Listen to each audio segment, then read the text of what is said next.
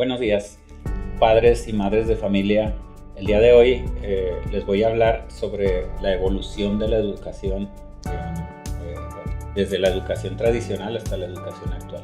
Yo soy el maestro Eber Torres, director académico del Instituto Politécnico de la Frontera, y les quiero compartir esto precisamente para que ustedes estén contextualizados, ustedes sepan qué es lo que van a vivir sus hijos durante el transcurso de su educación en esta institución. La educación, señores, ha cambiado mucho desde la época de los 80s, de los 70s, incluso inicios de los 90. Todavía la educación tenía ese tinte tradicionalista, ¿no? La educación tradicional viene desde siglos atrás y ya en los 70s, 80s empieza a haber una revolución con la educación muy interesante. Me atrevo a hablar de educación porque yo soy psicólogo, tengo una maestría en educación y un doctorado en educación, entonces tengo un poquito de conocimiento y por eso quiero compartir con ustedes esto, ¿no? La educación tradicional estaba centrada en el maestro. La educación antigua estaba centrada en el maestro. Ahorita les voy a decir por qué. La educación actual está centrada en el estudiante. Centrada en el maestro de la siguiente forma. Antes al maestro la Secretaría de Educación le daba mucha carrilla, lo presionaba mucho para que terminara su programa. Al maestro se le daba un programa, se le decía: aquí está tu programa, maestro, lo tienes que terminar en 6 meses, lo tienes que terminar en este año escolar. El maestro antes no tenía todos los recursos que tiene un maestro de ahora. No existían las computadoras, no existía el PowerPoint, no existían todos los apoyos didácticos que ahora se tiene. Lo que recurría el maestro era a un proceso que yo viví, que ustedes vivieron, que quizás los papás de ustedes vivieron allá en los 70s, y que es la dictada.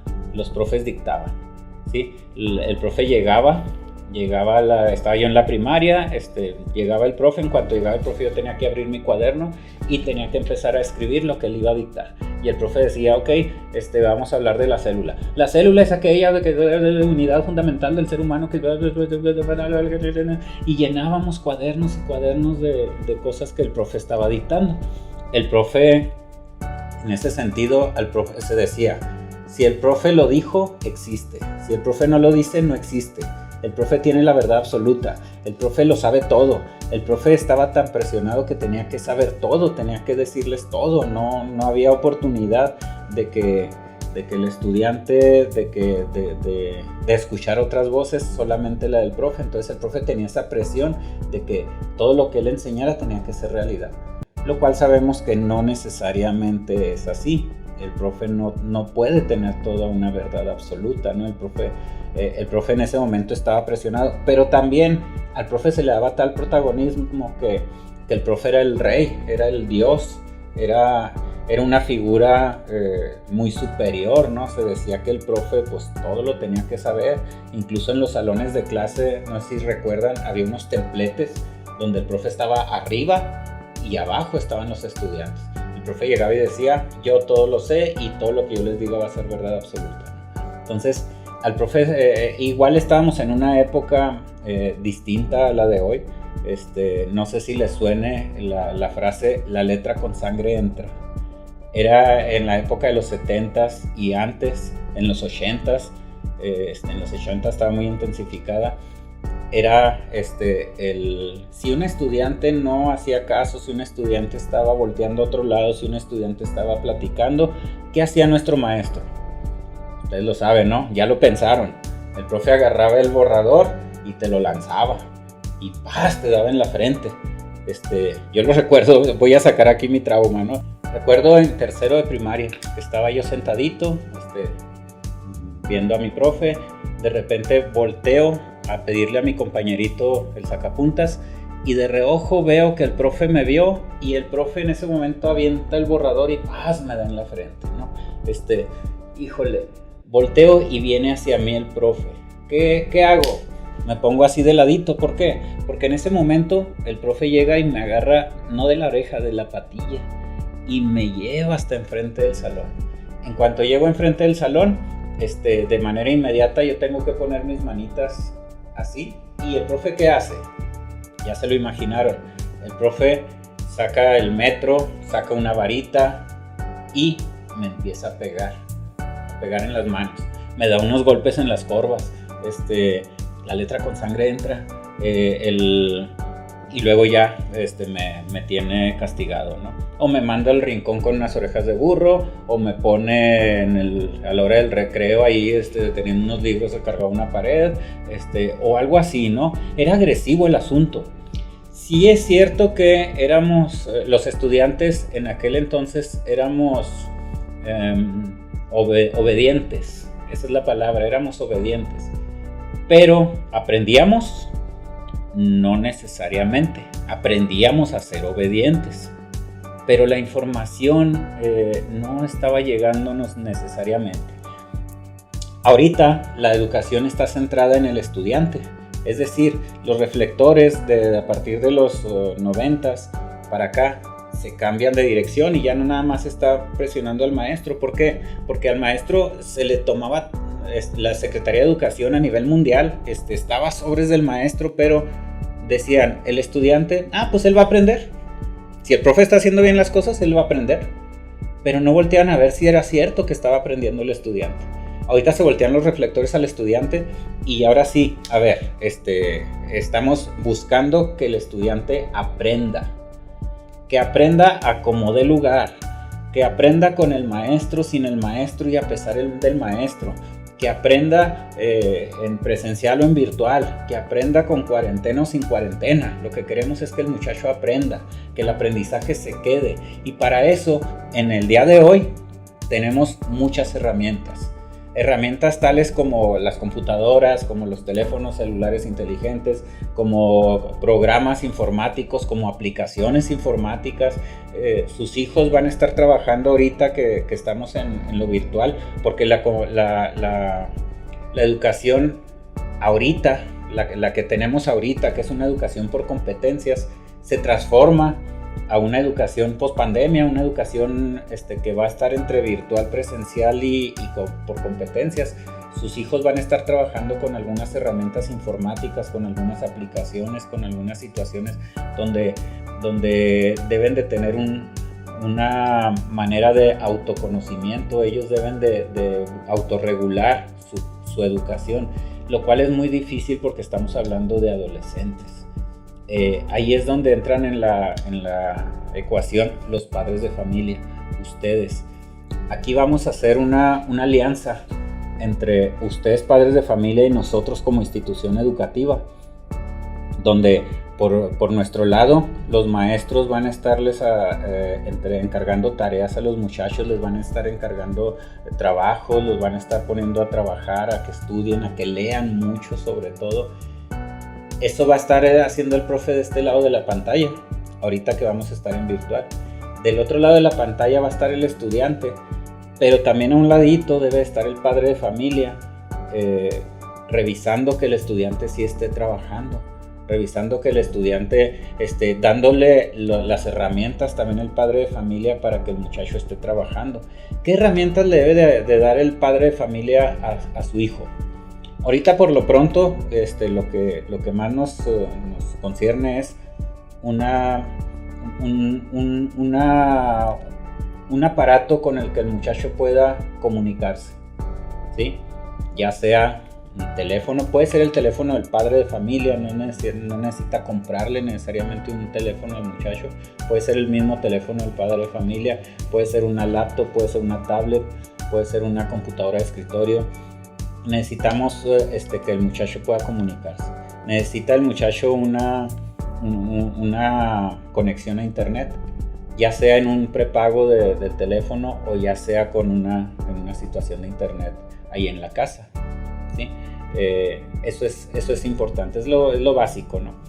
Después de ahí lo que necesitamos que haga el padre de familia es que les ponga a los muchachos un tiempo, que les ponga un horario en su casa. En su casa necesita poner un horario, es decir, decirle a su hijo, ¿sabes qué? De las, 9 de la mañana a la 1 de la tarde tú vas a estar aquí sentado en este lugar, le va a poner un espacio, en este rincón de la mesa, en este sillón, en este escritorio, aquí vas a estar sentadito haciendo tus deberes y voy a estar vigilando que estés haciendo tus deberes ahí, ¿sí? Es muy fácil para los estudiantes, para los muchachos, para los adolescentes desviar su atención cuando están con un dispositivo electrónico. Empiezan viendo la clase y terminan en YouTube y terminan viendo tutoriales y terminan viendo memes y terminan viendo otras cosas. Es necesario estarles vigilando, regresarlos a que sí estén cumpliendo con su tarea, con su deber académico. Eso es lo que necesitamos del padre, que les ponga un espacio. No le tiene que comprar un super escritorio, ni le tiene que comprar una computadora de última generación. Necesitamos lo básico, ¿sí? Y nosotros vamos a hacer lo que nos corresponde. Ahorita, antes, en la educación tradicional que les platicaba ahorita, los papás no entraban en la estrategia, los papás entraban en la obediencia, insisto. ¿Qué pasó conmigo esa vez? Llegué todo dolido a la casa y le platiqué a mi mamá que el profe me había descubierto pidiendo un sacapuntas y que me había dado una golpiza tremenda con unas varitas en las manos. ¿Qué hizo mi mamá? Me dio otra. Ah, sí, pues para que lo obedezcas y ándale. Ese era el apoyo de los padres de familia. Ahorita el apoyo es acompañarlos, es el acompañamiento del padre de familia con el estudiante, acompañarlo. A veces no se puede acompañar en el contenido, porque de repente nos supera el contenido, lo que está viendo el muchacho con lo que yo sé. Lo que yo sé voy a compartirlo con mi hijo, pero hay cosas que yo no sé que él está viendo en la escuela.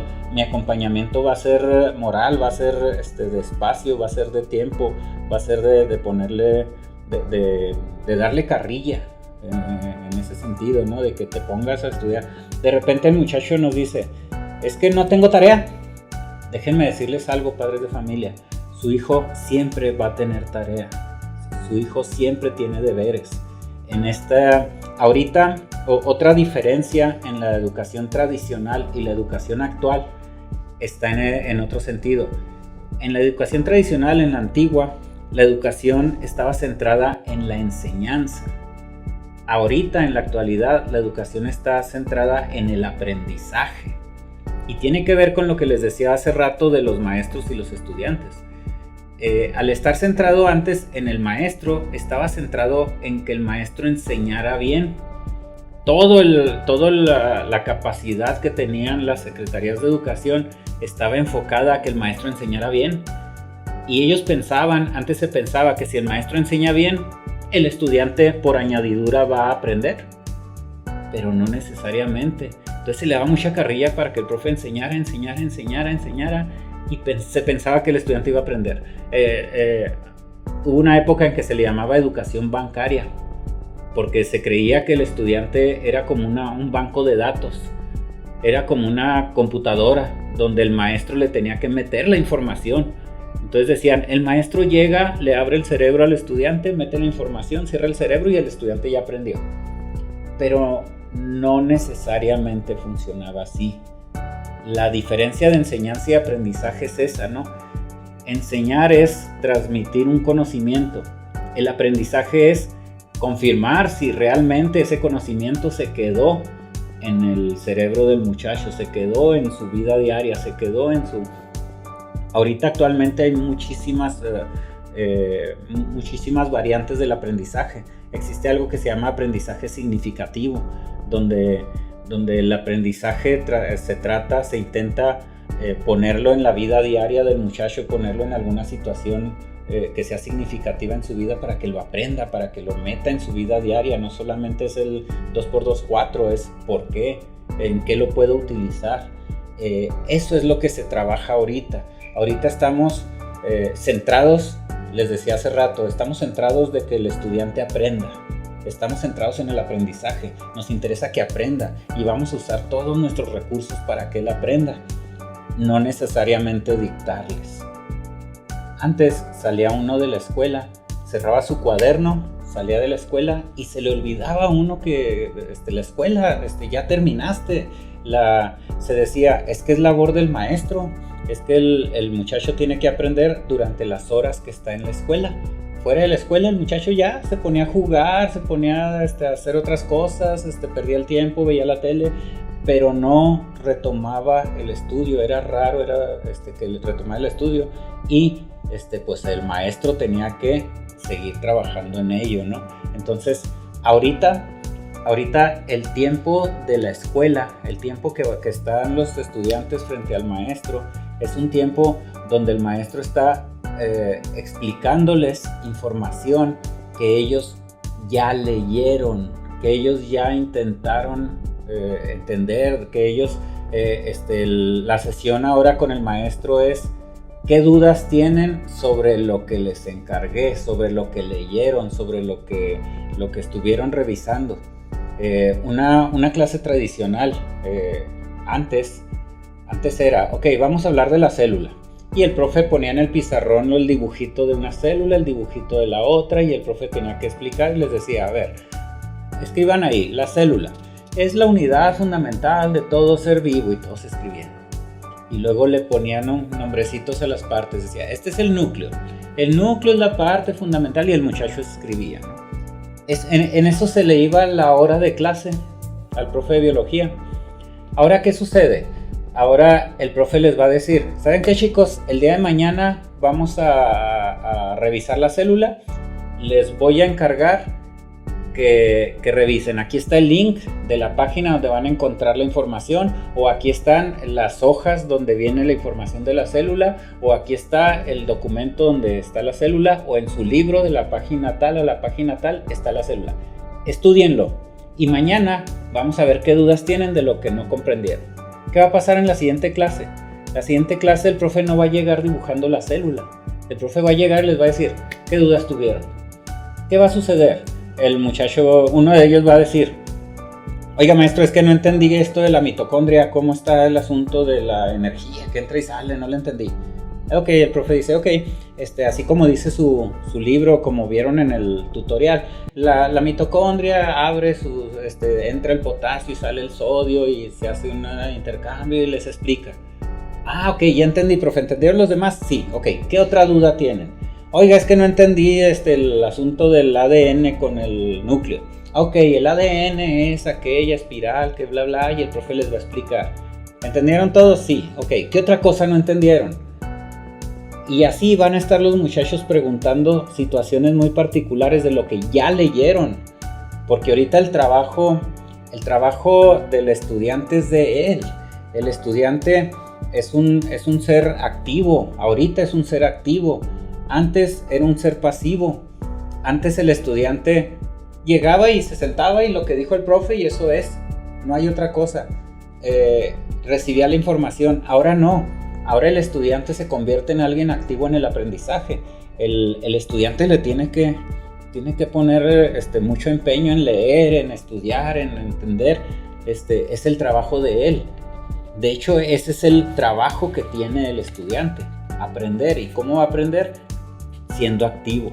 Entonces, ¿qué va a pasar con el muchacho que no leyó? Con el muchacho que no vio el video de la célula, con el muchacho que no atendió la indicación anterior al maestro. Cuando el maestro diga algo que no hayan entendido, si alguien dice, es que yo no entendí nada porque yo no leí, ¿quién tiene ahí no, por no llamarle culpa, ¿quién no hizo su trabajo? ¿El profe o el estudiante? El estudiante no hizo su trabajo. El trabajo del estudiante es mayormente en casa. Mayormente su trabajo es en casa, el estudiar, las tareas, todo esto es en casa, y luego el maestro les va a ayudar. El maestro se convierte ahora en un guía. El maestro los va a guiar por el transcurso del aprendizaje. La labor del maestro ahorita no nada más es darles toda la información. La labor del maestro es encontrar la información que necesitan los muchachos, dárselas para que ellos la lean, la asimilen, y luego la labor del maestro es explicarles lo que no entendieron de lo que leyeron, explicarles lo que no entendieron de lo que están asimilando. Esa es la labor del maestro, pero la labor del estudiante es un ser activo en el aprendizaje. Por eso es muy importante que ustedes entren a esta vanguardia, a esta nueva era de la educación, y ustedes cuando su hijo les diga, es que no tengo tarea, si tienes algo que estudiar, siempre el muchacho va a tener algo que estudiar, siempre va a tener una tarea y siempre va a tener algo que estudiar y la educación no se termina nada más en las horas que esté conectado o en las horas que esté en la escuela, continúa en otro horario en su casa, allí es donde ustedes también nos ayudan. Antes se aludía mucho a un tipo de memoria muy específico. Existen para estos aspectos dos tipos de memoria, una memoria mecánica y una memoria comprensiva. Antes utilizábamos los estudiantes mucho la memoria mecánica. Es posible que a ustedes les haya tocado o que a los papás de ustedes les haya tocado, ¿no? ¿Cómo nos aprendíamos las tablas antes? Con una cancioncita, ¿no? 1 por 1, 1 por 2, 2, 3 por 5, 15, 3 por 6, 18. Y era la cancioncita. Entonces te aprendías la cancioncita y ya te aprendías las tablas, pero no las procesabas, ¿no? Te decían, ¿cuánto es 3 por 7? A ver, espéreme, 3 por 1, 7, 3 por 1, hasta que llegabas al 7, ¿no? Entonces, no las comprendías. Todo te lo tenías que aprender de memoria. Y eso era también parte de esta agresividad antigua, ¿no? Donde va a haber examen. ¿Cómo nos preparábamos antes para el examen? Nos poníamos a leer todo lo que nos dictó el profe, a leer, y leíamos lo del libro. Pero algo importante era, tienes que ponerlo en el examen tal como lo dijo el profe, tal como lo dictó, tal como dice el libro. Entonces tú te tenías que aprender frases completas, no sin procesarlas. Un ejemplo, y vuelvo otra vez a mi caso. Un ejemplo, estaba yo en segundo de secundaria y estábamos viendo la célula. Es más, estábamos viendo una clase que se llamaba Primeros Auxilios. Y había examen, me puse a estudiar lo de primeros auxilios. Dice el profe, ok, vamos a ver quién aprendió. ¿Quién me dice la definición de primeros auxilios? Y ahí va a haber cito a decir yo. ¿Qué son los primeros auxilios? Y volteó mis ojos así para arriba y le digo al profe, son los primeros cuidados inmediatos y oportunos que debe tener toda persona que ha sufrido un accidente o enfermedad repentina antes de la llegada del médico o la llegada de los servicios de emergencia o que alguien que sabe más que tú. Wow, se la aprendió, bravo, todo el salón, el profe me dice, tú eres excelente, ¿no? Y andaba yo por la vida diciendo, soy excelente estudiante porque me aprendí eso. Y al año siguiente, a ver, ¿quién se sabe la definición de primeros auxilios? Son los primeros cuidados inmediatos y oportunos que debe tener toda persona que ha sufrido un accidente, enfermedad repentina antes de la llegada del médico, la llegada de los servicios de emergencia o de la llegada de alguien que sabe más que tú. Ok, llegó un momento en que pasé de grado, llegué a la prepa, con mi misma cantaleta, aprendiéndome todo de memoria. Pero me topé un profe que me dijo, a ver, ¿qué son los primeros? Son los primeros cuidados inmediatos de bla. Me dice, ahora dímelo con tus propias palabras. ¿Qué entendiste? Y así, profe, le estoy diciendo que son los primeros cuidados inmediatos y oportunos que debe tener toda persona que sufre. No, espérame. ¿Qué entendiste? ¿Te sabes la definición? Perfecto. ¿Qué entendiste? Que son los primeros cuidados. No, pero dímelo con tus palabras. ¿Qué significa eso que me estás diciendo? Ah, caray. Ahí es donde cae el 20 de que no estoy aprendiendo. Y así con esa definición, muchísimas definiciones de todas las materias, ahí está uno aprendiéndoselas, pero sin entenderlas. Ahora aludimos a una memoria comprensiva. Necesitamos entender. Batallé mucho para desaprender eso de aprenderme de memoria las cosas y de comprenderlas. Un día ya llegué con el profe de prepa de biología y le dije, ya entendí, profe, mire, primeros auxilios es cuando alguien se accidenta, tú llegas, tú sabes un poquito, te pones a ayudarlo y lo estás ayudando mientras llega alguien que sabe más que tú, ¿no? Ándale, eso quería escuchar desde la primera vez. No una definición técnica, sino que lo hayas entendido. Ok, a partir de ahí entramos en la nueva era de la educación. No necesitamos que se lo aprendan de memoria, necesitamos que lo entiendan. Pero para que lo entiendan, estamos nosotros aludiendo no solo a su memoria, sino a su comprensión. Necesitamos profesionistas comprensivos, gente que entienda las cosas, no nada más que las repita como loros. Ahí es donde cambia muchísimo la educación de cuando ustedes y yo estábamos niños a ahorita, que los estudiantes están en una nueva era de enseñanza, ¿no? El estudiante, antes el mejor estudiante era aquel estudiante que estaba más calladito. El mejor estudiante era el más tranquilo, era el que estaba... Es más, si ponían un maniquí sentado en una silla, ese era el mejor estudiante porque no da lata, porque no habla, porque no respira, porque no nada. Hoy el mejor estudiante es el más activo, es el más inquieto en el buen sentido de la palabra.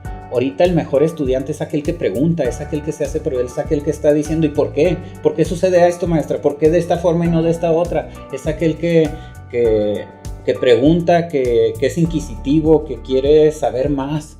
Es aquel que no se conforma con lo que le están diciendo. Incluso es aquel que puede con un argumento decir, profe, yo leí otra cosa. Yo lo leí de esta forma. ¿Por qué? Porque el profe no tiene la verdad absoluta.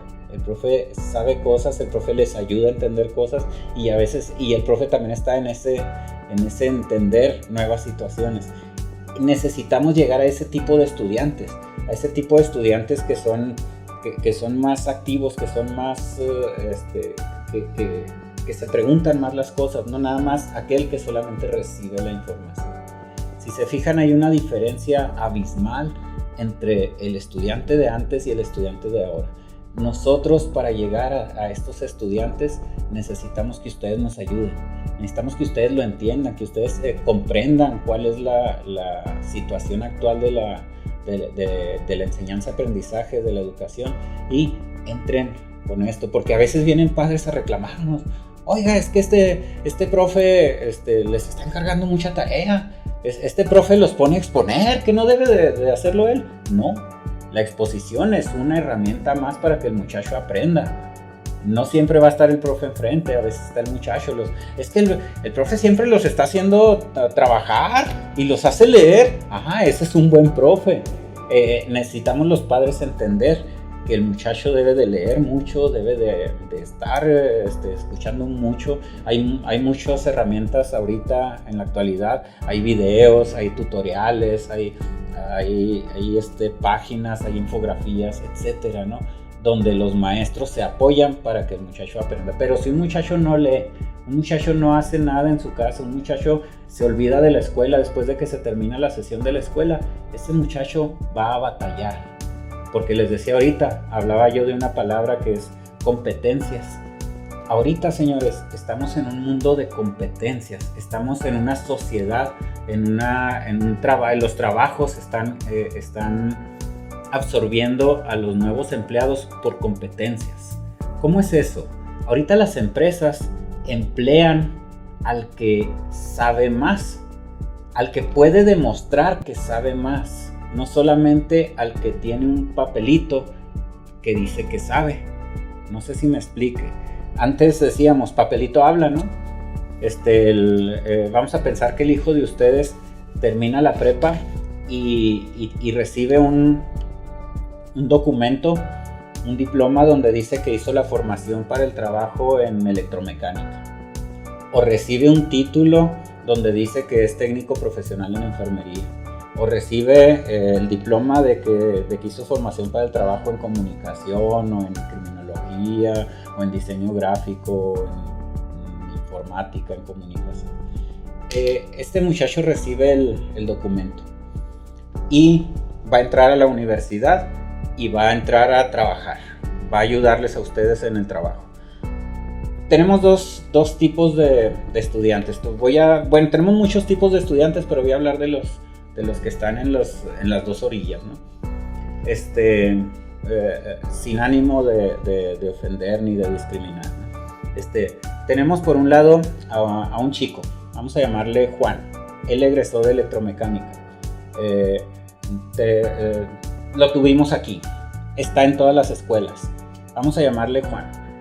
Juan es un chico que desde que entró en primero se sacaba puros 6, 5, Primer semestre reprobó 3 materias, hizo extraordinarios, pasó a segundo, reprobó otras 3 materias, hizo otros 3 extraordinarios, pasó a tercero, reprobó 5, se regresó otra vez a tercero, volvió a ser tercero, y ahí se la fue, ¿no? Ahí se la fue llevando a gritos sombreados. Era un estudiante que no estudiaba, que no hacía esto que les decía hace rato, ¿no?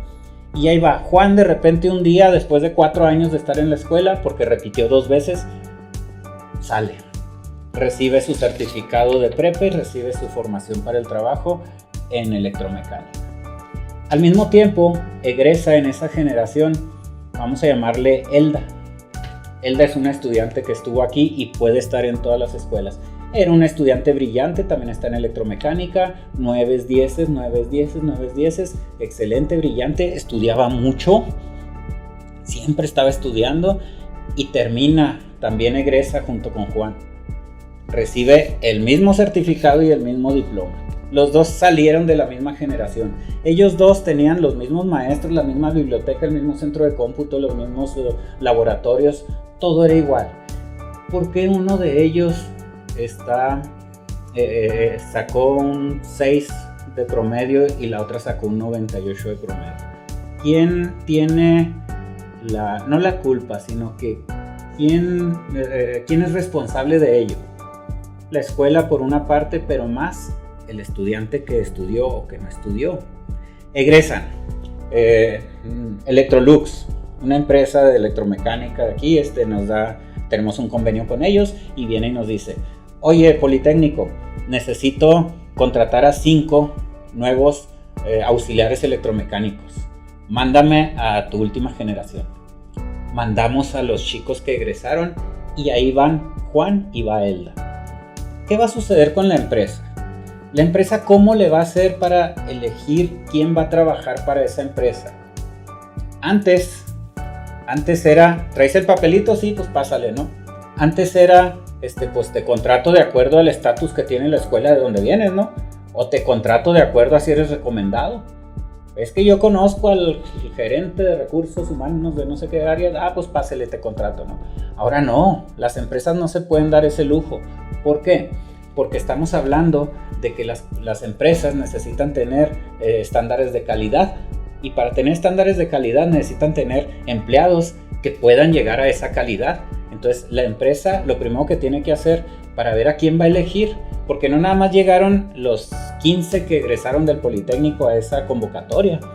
A esa convocatoria Electrolux pone: necesito 5 nuevos auxiliares electromecánicos. Voy a pagar muy bien, les voy a dar beca para que estudien en la universidad, voy a darles estas prestaciones, y estos van a ser su salario. ¡Wow! ¿Cuánta gente creen que va a ir? Van a ir mucha gente, no nada más del Politécnico, no nada más la gente que nosotros les llevamos, va a ir gente que egresó de otras escuelas, de otras preparatorias, gente que tiene una carrera trunca, gente que es ingeniero pero anda buscando trabajo y va a buscar el trabajo de auxiliar. De repente Electrolux los va a citar y va a tener un audiovisual lleno vamos a pensar que bajita la mano van 100 personas. Ahí están 100 personas sentadas en ese auditorio y nada más necesitan 5. Ahí están en primera fila, está Elda y está Juan. ¿Qué va a suceder? La empresa, ¿cómo los elige? Lo primerito de la empresa es: necesito saber si saben. Y si saben, no me lo va a decir el papel que traen en la mano. Si saben, me lo va a decir su conocimiento. ¿Qué va a hacer la empresa? Aquí está, primer examen. Un examen de 300 preguntas de electromecánica. Se los va a repartir a todos. ¿Qué va a suceder? Elda va a agarrar el examen, va a decir, ok, y se va a poner a trabajar. ¿Qué va a pasar con Juan? Juan va a agarrar su examen y no le va a entender nada, va a decir, caray, porque Juan tenía puros 5, puros 6, ¿no? Híjole, 300 preguntas, no le va a entender, va a querer copiarle a la otra, pero no se va a dejar. Entonces, ¿a quién le va a ir mejor? ¿Qué va a suceder con la empresa? La empresa recoge los 100 exámenes de las 100 personas que están ahí y les dice: bienvenidos, gracias por habernos acompañado. El día de mañana les vamos a hablar a los 20 mejores. Los demás, muchas gracias por participar. Al día siguiente, ¿quién tiene más probabilidades de que le hablen? ¿Juan o Elda? Sí, lo pensaron bien. Elda. Elda tiene mucha probabilidad. ¿Por qué? Porque sacaba puros 9 y 10, porque era alguien que estudiaba, porque era alguien que le ponía ganas. Es muy probable que le hablen. Estamos hablando de competencias. Se llama competencias porque están compitiendo, porque van a encontrar al más competente, porque van a contratar al mejor. Y el mejor es el que te lo demuestra. ¿De cuál escuela es el que te lo va a demostrar? De la que sea. Porque hay gente brillante aquí y en el TEC de Monterrey. Y hay gente también mediocre aquí y en el TEC de Monterrey. En el TEC de Monterrey también ahí existe un Juan que se saca puros 5 y 6. Entonces no porque haber salido de una escuela con un estatus tienes el conocimiento aquí. Entonces, ¿qué va a pasar? Vamos a pensar que al día siguiente le hablan a Elda. A Juan no creo que le hablen. A menos de que esos 100 que estuvieron ahí fueran puros Juanes, ¿no? Si fueran puros que tenían puros 6, a lo mejor compite con ellos, pero ahí va a haber gente de todas las características. Gente de muchas escuelas, gente muy brillante y gente no tan brillante. Le van a hablar a los brillantes. Vamos a pensar que le hablaron a Elda. Al día siguiente le dicen, ok, preséntese pasado mañana. 2 días después va a estar Elda con 19 personas más ahí a seguir compitiendo. Pero ahora va a competir con los mejores de ese grupo.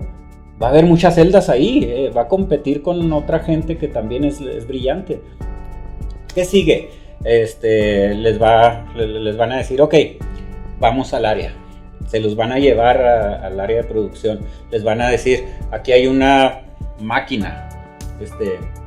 ¿Quién le sabe dar mantenimiento? Yo mero, ok. Tú, a ver, dale mantenimiento. Es que fíjese que este sistema yo no lo conozco. Adiós. Vamos a la otra. A ver, calíbrame esta máquina. Es que yo no sé calibrar. Adiós. ¿Tú sabes? Sí, yo sí sé. Mire, se calibra así, así, así. Sí, perfecto, quédate. Y van descartando al que no sabe trabajar ya ahí, ¿no? Eres un electromecánico, ok, hazme este asunto, muévele aquí, calíbrame. Los van a estar poniendo a prueba. Ahí va Elda, ¿no? Poniendo a prueba sus conocimientos junto con los demás. Van descartando. Es que yo no conozco estos nuevos sistemas, adiós. ¿Tú los conoces? Sí, yo sí. Y van descartando. De repente quedan 10. Vamos a pensar que ahí quedó Elda, porque es brillante. De Juan ya ni hablamos. Juan ya quedó descartado. Es más, si se hubiera colado entre los 20, ahorita ya estaría descartado. Es muy, muy, muy probable, ¿no? Hay quien me dice, no, pero es que a lo mejor le echó ganas ya después de que salió de la escuela. Es posible, pero es muy poco probable, ¿no? Entonces, ok, ¿ya la hizo Elda? Está entre los 10 mejores. ¿Ya la hizo? Todavía no, porque son 5 nada más los que van a emplear. ¿Qué sigue? Una serie de entrevistas, currículum, tráigame carta de no antecedentes penales, tráigame esto, tráigame aquello, tráigame un certificado médico, tráigame su currículum. De repente les revisan hasta las redes sociales, hasta el Facebook. Y después de esa serie de que la entrevistó el gerente de personal, el gerente de recursos humanos, el jefe del área de electromecánica, el gerente de no sé qué, detectan a los 5 que van a trabajar ahí. Los otros 5 que casi quedaron, casi se van. ¿Y qué pasa? Quedó Elda. Elda es un caso real. Elda está trabajando en Electrolux. Estoy hablando de hace 5 años sucedió eso. Elda siguió trabajando ahí, le dieron beca para estudiar en la universidad, estuvo estudiando algo de robótica. Ahorita es jefa de ingenieros en Electrolux. Está ganando bastante dinero. Viene y nos visita y wow, aquella chavalita brillante, ahorita es todo un ingeniero, ¿sí? Juan, ¿dónde está Juan? De hecho, Juan es un caso real, le decían el tuercas, ahí disculpen ustedes. Me lo topé el otro día en un centro comercial, en un lugar donde venden helados, se llama Trebly. Llegué yo con mi hija y compramos un helado y ahí estaba. Dice Juan, le digo, ¿qué pasó, Juan? ¿Por qué no entraste a la universidad? No, profe, en la universidad ponen exámenes. ¿Y por qué no estás trabajando de electromecánica, que es lo tuyo? No, es que también en las empresas ponen exámenes. ¿Qué va a pasar? Lo mismo, ¿no? Todos los egresados de prepa van a aplicar a una universidad. Todos los que quieran seguir su carrera universitaria van a aplicar a la universidad. Yo estoy seguro de que ustedes, padres de familia, quieren que sus hijos entren a una universidad. Las universidades públicas, estoy hablando de la UACJ, de la UASH, del TEC de Juárez, del TEC Milenio, del TEC de Monterrey, de la Unitec. Todas estas universidades tienen un examen de admisión. Hay un examen de admisión a nivel nacional para entrar a la universidad. Ese examen de admisión, todos los que quieren entrar a esas universidades tienen que hacerlo, pero también ahí hay competencia. ¿Qué va a pasar? Vamos a pensar de que el hijo de ustedes quiere entrar a una carrera universitaria y quiere entrar, no sé, a Derecho, quiere ser abogado. Va y aplica a la universidad, cuando ya va a salir de sexto, está en sexto aquí con nosotros, va y aplica, saca su ficha. Cuando saca su ficha todavía no está en la universidad. Le dan un examen, una fecha para su examen de admisión en la universidad y llega y hace su examen de admisión. La universidad, vamos a pensar, esto es teoría. Dice la universidad, voy a aceptar a 50 nada más para entrar a esta carrera. 50 en cada carrera. Su hijo va a aplicar a una carrera. Estoy poniendo el ejemplo de ahorita de entrar a Derecho, pero puede, alguien va a entrar a Medicina, alguien va a entrar a Arquitectura, Ingeniería. Saliendo de aquí de la escuela puede entrar a cualquier universidad. Aplica. La universidad va a aceptar a 50 nada más, pero hay 200 personas que sacaron ficha. 500 personas que sacaron ficha, 400 personas que sacaron ficha. Tú vas a competir con ellos, el muchacho, su hijo, va a competir con ellos para ver si va a quedar o no. ¿Qué va a pasar? El examen de admisión de la universidad es más complejo, es un examen que dura, no sé, 6 horas.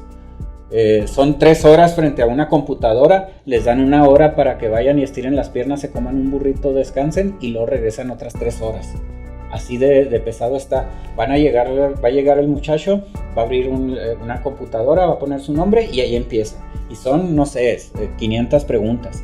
¿De qué viene el examen de admisión de la universidad? De lo que vieron en la prepa. El examen de admisión de la universidad no es de la carrera que vas a elegir porque todavía no saben de cuál carrera. Es un examen de lo que vieron en prepa.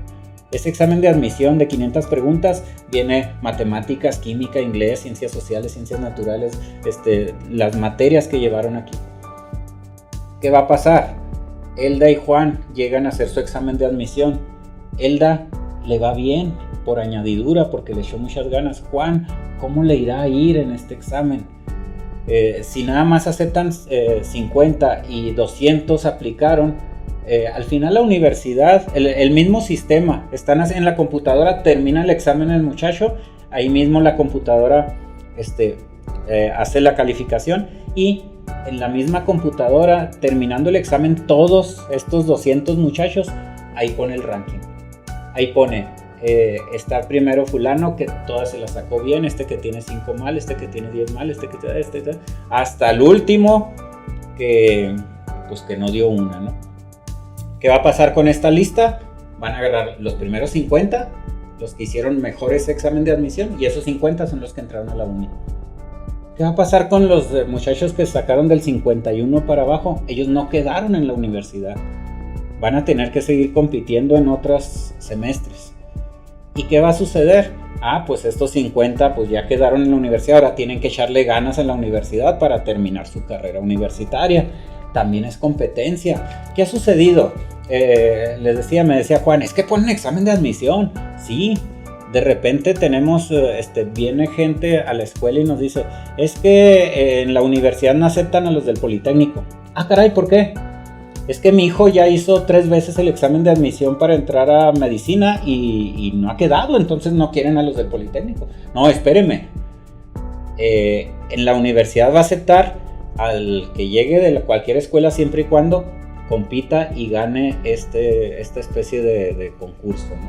Entonces, los muchachos que van a quedar muchachos del Politécnico, sí, pero también algunos no van a quedar muchachos de cualquier preparatoria, siempre y cuando sean sobresalientes. Eso queremos con sus hijos, señores.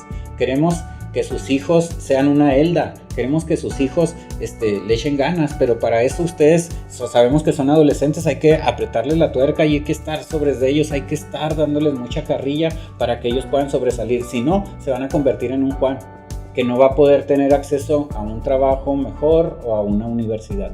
Por supuesto existen universidades privadas, existen universidades de otro tipo donde no hay examen de admisión, pero en cuanto entran pues tienen que demostrar, y también mucha gente deserta de esas universidades porque no tiene la capacidad o no tiene la competencia. Esto es lo que van a vivir sus hijos en la preparatoria, en la escuela. Nosotros te contamos con toda la infraestructura, como les decía en la otra plática que les di. Por ahí está el video, ahí se los compartimos. La escuela, el Politécnico está trabajando mucho para que sus hijos aprendan. Vamos a hacer todo lo posible y lo imposible para que sus hijos aprendan. Ayúdenos a que sus hijos se conviertan en una Elda. Ayúdenos a que sus hijos se conviertan en alguien que puede sobresalir, que es competente y que puede tener un buen acceso al trabajo. Les decía, ahorita en los trabajos no se pueden dar el lujo de contratar nada más al que fue recomendado o porque no. Imagínense que llegara un Juan al Electrolux diciendo, o sea, vengo del TEC de Monterrey, tengo puros 6, ¿verdad? Pero vengo al TEC de Monterrey, que lo contraten. ¿Va a revolucionar los procesos de la empresa? ¿Va a tener la calidad al 100%? No, porque va a ser alguien que tuvo puros 6 en la escuela y que no trae el conocimiento. Entonces no pueden hacer eso, no hacen eso ya las empresas. Las empresas que están reguladas por calidad no hacen eso, entonces van a contratar al que esté mejor capacitado, al que tenga el conocimiento, sea de la escuela que sea. Necesitamos que sus hijos se conviertan en eso. Muchas gracias por haberme escuchado. Esperen más información. Estoy a la orden en la escuela. Por ahí están los teléfonos de la escuela, la manera de contactarse con la escuela. A mí me pueden contactar en redes sociales. Ever Torres Giner, también ahí está mi nombre, ahí está en la pantalla. Y me pueden contactar así vía Facebook. Estoy a la orden y muchas gracias.